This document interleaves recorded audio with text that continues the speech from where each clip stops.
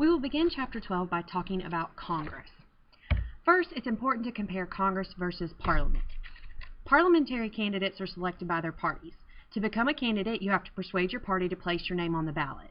Voters then will choose between national parties, not between multiple candidates within a single party like we have here in the United States. Members of Parliament select prime ministers and other leaders. Party members will vote together on most issues. The renomination will depend on remaining loyal to the party. Principal work is the debate over national issues versus just looking at individual issues within states, and members have very little actual power, very low pay, and few staff resources. However, in Congress here in the United States, congressional candidates will run in a primary election with little party control over their nomination. The vote is for the candidate, not the party. The result is a body of independent representatives of districts or states. Members do not choose the chief executive. Voters will indirectly elect the president through the Electoral College, which we talked about in last unit. The power is decentralized and members are very independent. So we see that party discipline is limited, not enduring. The members' principal work is representation in action, so looking at who they're representing, the constituents back home. And members have a great deal of power, very high pay, and a lot of significant staff resources.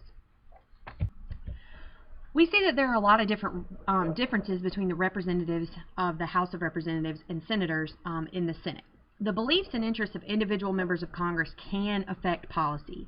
We see that despite public perceptions to the contrary, hard work is perhaps the most prominent characteristic of a member of Congress's job. The typical representative is a member of about 6 committees and subcommittees, and a senator will be a member of about 10. There are also many attractions to the job. The most important is the power. Members of Congress make key decisions about important matters of public policy. Members of Congress receive substantial salary and perks. Most of them make about $174,000 and then about $193,500 for different leadership positions like Speaker of the House, Majority, Minority leaders. They also get generous retirement benefits. They have office space in Washington and in their constituencies, meaning back home in their specific state or specific district. They have a congressional staff who serve them, work with them in committees, and work with the party leaders. They have handsome travel allowances to see their constituents each year, low fares on planes, and even free plane fares to foreign nations on congressional inquiries called junkets. And a junket is basically where they go with the press and they're trying to, maybe look into a specific policy area within the government. They also have the franking privilege, which is the free use of mail to communicate with their constituents. And they also have machines that will duplicate their signature in real ink if they're sending mailings back home. A lot of their staff members will just sign their signature to things as a way of formal communication. They also receive free flowers from the National Botanical Gardens, and which kind of sounds a little silly, but still a perk. And they receive research services from the Library of Congress and access to exercise rooms and pools. And so their life is pretty much contained in and around Congress.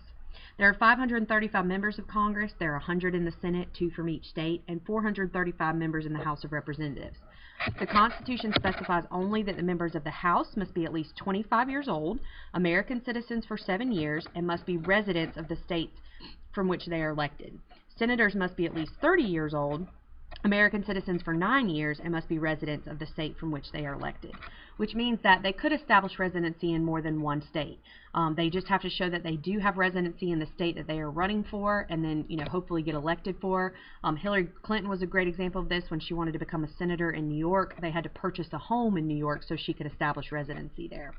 Members are going to come mostly from occupations with high status and usually have substantial incomes. Law and business are the dominant prior occupations, with other elite occupations well represented as well.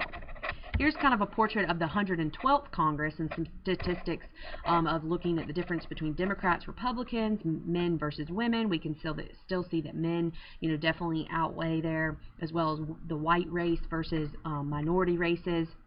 Religion still another factor, and then you can see the prior occupations as well. Less than 10% of voting members of the House are African American, compared with about 13% of the total population. Most of them are elected from overwhelmingly black constituencies. There are 24 Hispanics in the House and 3 in the Senate. The House has become less male and less white over time. The Senate has been slower to change. Members of other races who often come from safe districts and have higher rates of re-election may advance to leadership positions more quickly than women due to their greater seniority. Predominantly, we see that most of them still tend to be white, upper to middle class, middle-aged Protestant males. We have seen that Asian and Native Americans are also underrepresented.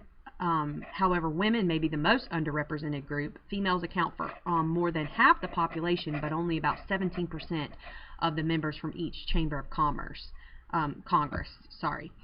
72 voting representatives, as well as the non-voting representative from Washington, D.C., and 17 senators. Power in Congress is highly decentralized. The backgrounds of representatives and senators can be important if they influence how issues are prioritized and how officials vote on these issues. Although members of Congress obviously cannot claim descriptive representation, meaning they represent their constituents by mirroring their personal, political, relevant characteristics, they do engage in substantive representation, representing the interests of groups. So descriptive representation would mean that they could actually say, well, I am white, I am Protestant, I mirror the exact representation qualities of the people back home. And we really find that that's not true. Substantive representation is where they're representing the main interests of their constituents and the voters back home.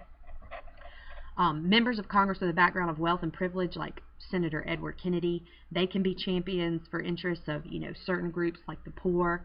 Most members do share the beliefs and attitudes of their constituencies they represent, or they find it difficult to keep their seats come re-election time.